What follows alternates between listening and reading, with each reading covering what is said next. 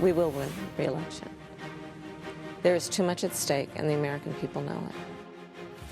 Welcome back to America Decides. That, of course, was Vice President Kamala Harris in September on CBS's Face the Nation when asked about the threat of a second Trump presidency. And this week, the Cook Political Report is shifting its battleground map ahead of next year, moving Michigan and Nevada from lean Democratic to toss-up. A Republican hasn't won Nevada in a general election since George W. Bush, as president, running for re-election, did in 2004.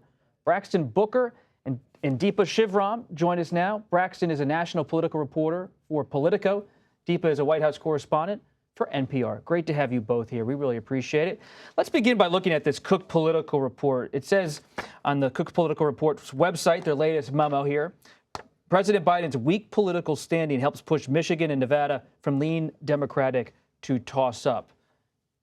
Do you buy the Cook Political Report's assessment here, Braxton and Deepa? Well, look, I think that clearly Biden is not in the strongest position right now. So having Michigan and Nevada move in this direction is not really a surprise, given how close Democrats were in just getting over the hump with the Senate race in 2022. Catherine Cortez Masto only won by less than a percentage point there, showing that Democrats are really kind of teetering on the edge on turning voters out. And Michigan was a surprise for a lot of folks in 2022.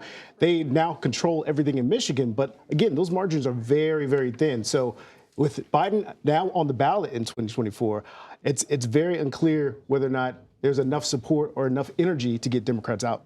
I wonder what exactly causes this. You look at the CBS News poll on the economy, we can show it right here. 62% disapprove of the president's handling of the economy, 38% approve. How are Democrats going to counter this perception, even if they don't believe it's the reality? Right. That is something we ask the White House all of the time, right? Like, this message is not resonating with the American people. President Biden himself just yesterday or 2 days ago using the word Bidenomics, he's not shying away from this. He's trying to say, give it time, give it time. The American people will feel this in their wallets. And guess what? The American people are not feeling this in their wallets. People's perception of the economy, despite inflation improving, despite the economy looking a little bit better, they're not giving the president credit for this, even when some of his programs are popular, even when some of his, big pieces of legislation when it comes to climate, when it comes to jobs, infrastructure are popular. You travel around the country, you talk to voters, and they either don't know what the president has done or they're not willing to give him enough credit for this work. So it's a messaging problem, and the White House hasn't really shifted gears on it too much. They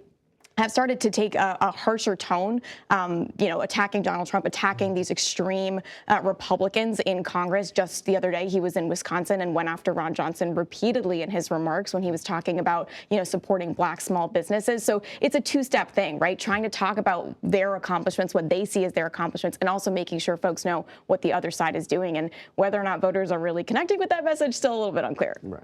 And Republicans are having their own battle, especially in Iowa. The latest CBS News poll we can show you right here shows the former president, Donald Trump, well ahead in Iowa, 58%. Ron DeSantis in second in Iowa, 22%. Nikki Haley starting to tick up in New Hampshire, but in Iowa at 13%. The others struggling in Iowa.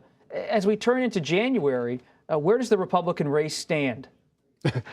So far, it's still a race for second, right? Donald Trump still, given all his legal woes, remains the dominant force in the Republican Party. Could that change? I don't see that changing unless there is a conviction in one of these cases and the party starts to turn.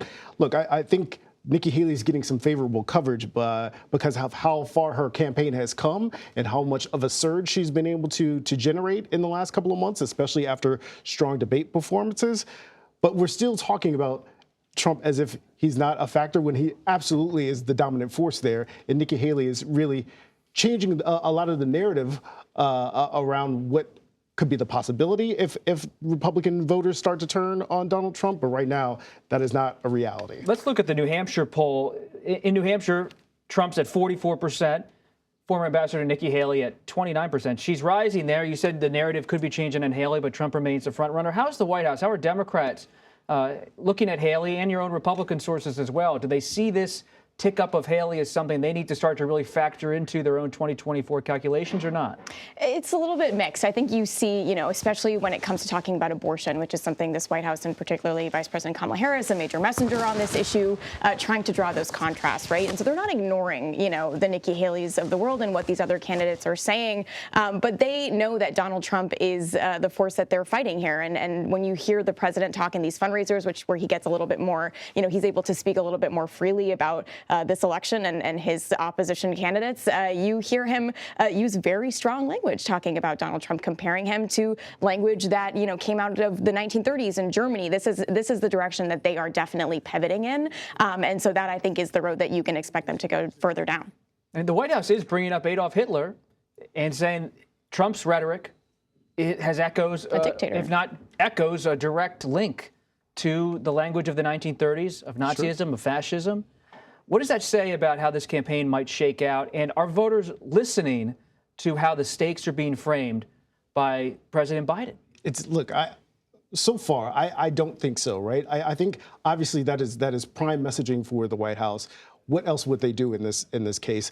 You finally heard Donald Trump even mention Hitler this week, talking about, I haven't read Mein Kampf, right? Like the first time you really have heard a presidential candidate even bring this up unsolicited on the campaign trail. But look, this is still the guy who brought up American carnage during his inauguration address. This is the guy who came down the golden escalators. Called his opponents vermin. Called opponents vermin, talking about folks coming across the border. They're not bringing their best, they're bringing rapists. So this is just a continuation of the rhetoric that we're seeing from Trump.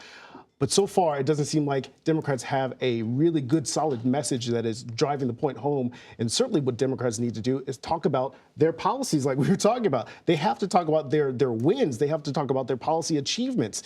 And the more time you spend talking about Donald Trump's rhetoric, you're not talking about your achievements.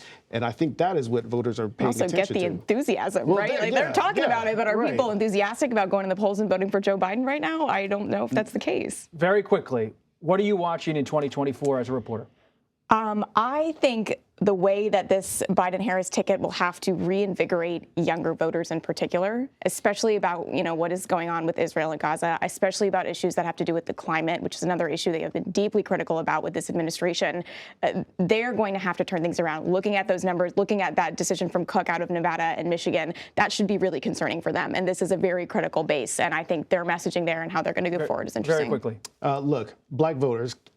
The Democrats are losing black voters. Look, overwhelmingly, black voters still are supporting Democrats, but you're seeing some black voters in some polls say 1 in 5 are saying that they would vote for Donald Trump. And if the Democrats are losing the base of the base, that is really, really bad news for Democrats heading in 2024. Brakkton Booker and Deepa Shivaram, we really appreciate you stopping by. Thanks for coming. I hope you come back.